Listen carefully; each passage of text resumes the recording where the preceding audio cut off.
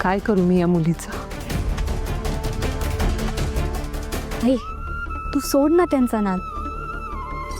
तुला जे वाटतं ते तू सांगितलंस ना. आता आत्या, बाबा आणि आजी काय ते बघून घेतील. तू का वाईट होतेस? असं नाही करू शकत मी. तू जशी तू या घरची मुलगी आहेस तशीच ती पण आहे. तिच्या बाबतीत काही चुकीचं होऊ नये असं मनापासून वाटतं ग मला. मला खरंच तिची काळजी. आई, पण तिला तुझी काळजी नाही कळत आहे. उद्या त्या मुलाबद्दल सत्य तरी समजू दे. मला माहितीये तू कधीच खोटं बोलणार नाहीस. पण बाबांचा त्यांच्या बहिणीवर जास्त विश्वास आहे. नाही का असणार पिहू? पाठची बहीण आहे ती त्यांची. आणि तू बायको आहेस त्यांची. आई, बाबा मगाशी काय करत होते?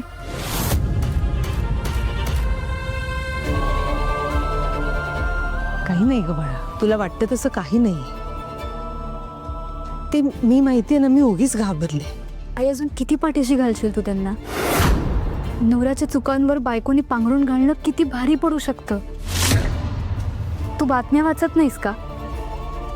त्या आजीच्या क्राईम शोज मध्ये पण किती काय काय दाखवतात. पिहू, ते सगळं खरं नसतं बाळा. विपर्यास करून दाखवतात ते सगळं.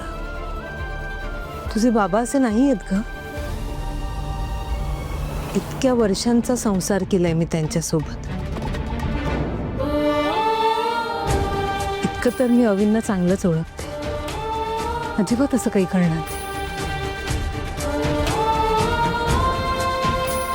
चल, मी बोलत काय बसले, काम आहेत तर सगळे जेवायला येतील.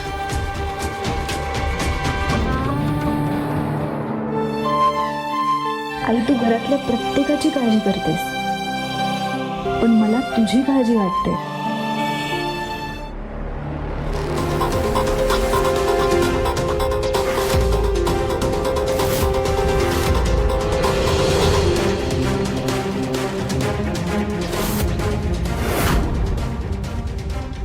कोण आहे ही मुलगी? दोन दोन मुलींची फ्लर्ट करतोयस? लाज नाही वाटत का रे तुला? आणू तुझं खरं रूप रेवती समोर. फोन करून सांगू का तिला? रेवती कितीही म्हणाली तरी मला गाफील राहून चालणार नाही. तिची वहिनी रेवतीच्या भावाला सगळं सांग.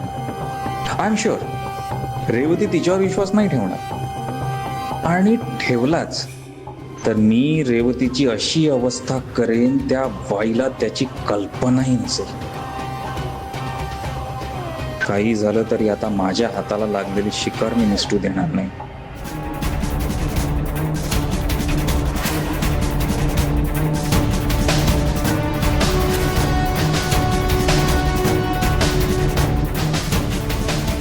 मला रेवतीच्या अनुवहिनीची पुढची चाल आधीच बाद करायला हवी.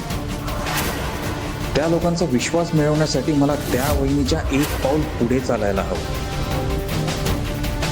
पण काय करू म्हणजे मी त्या पाटकरांचा विश्वास जिंकू शकेन, खास करून त्या अनुवहिनीचा.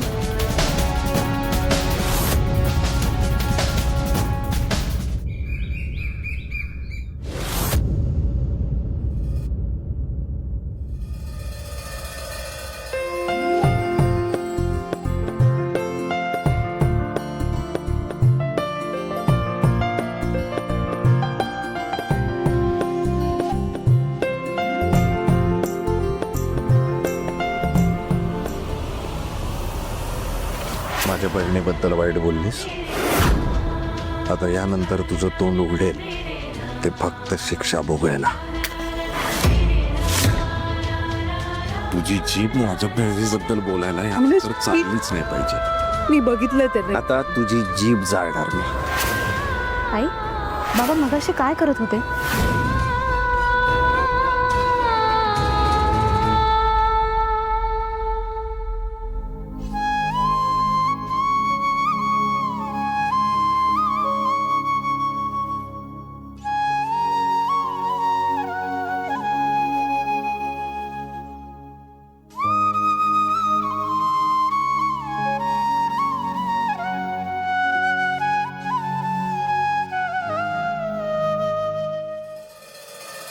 वाह, इतक्या सुंदर भूपाळीने दिवसाची छान सुरुवात झालेली आहे. पण मैत्रिणींनो, दिवस नवीन असला, आव्हानं नवीन असली तरी कधी कधी आपल्या मनावर घडून गेलेल्या गोष्टींचं बॅगेज हे असतंच.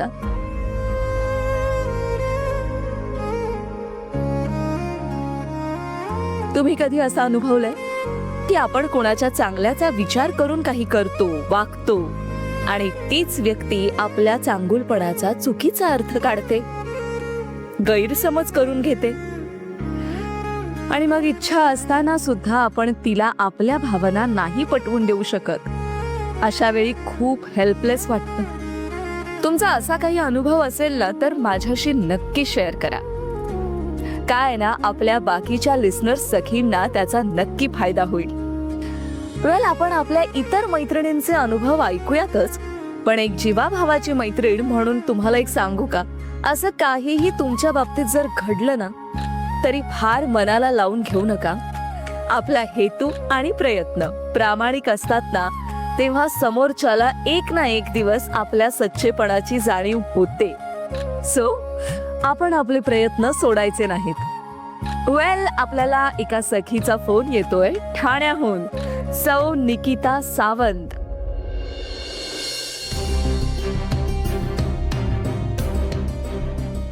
अनुवैनी,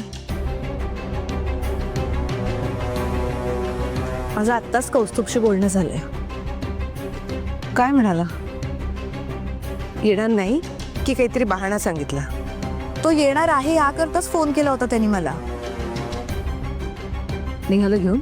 नाही, इनफॅक्ट मीच त्याच्या फोन बुकमधून तिचा नंबर मिळवलाय आणि तिला कॉन्टॅक्ट केलाय.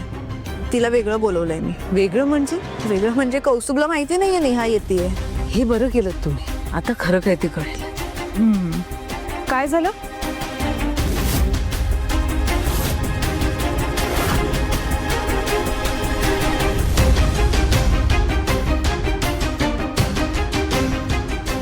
काय खरं कळणार आहे? नाही, मला पण कळू दे ना अनुबाई. नणंद आणि भाऊजाईमध्ये काय असं सिक्रेट डिस्कशन सुरू आहे? तुला कशाला सगळं कळायला पाहिजे सीमा वहिनी?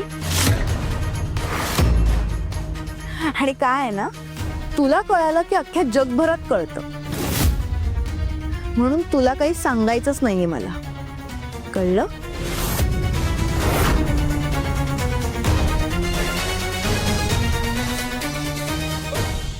काय म्हणजे हिचं काय अशी तणतणत का निघून गेली? या मुलीची लक्षणं ना मला काही चांगली दिसत नाही आहेत. काय सुरू होतं हे?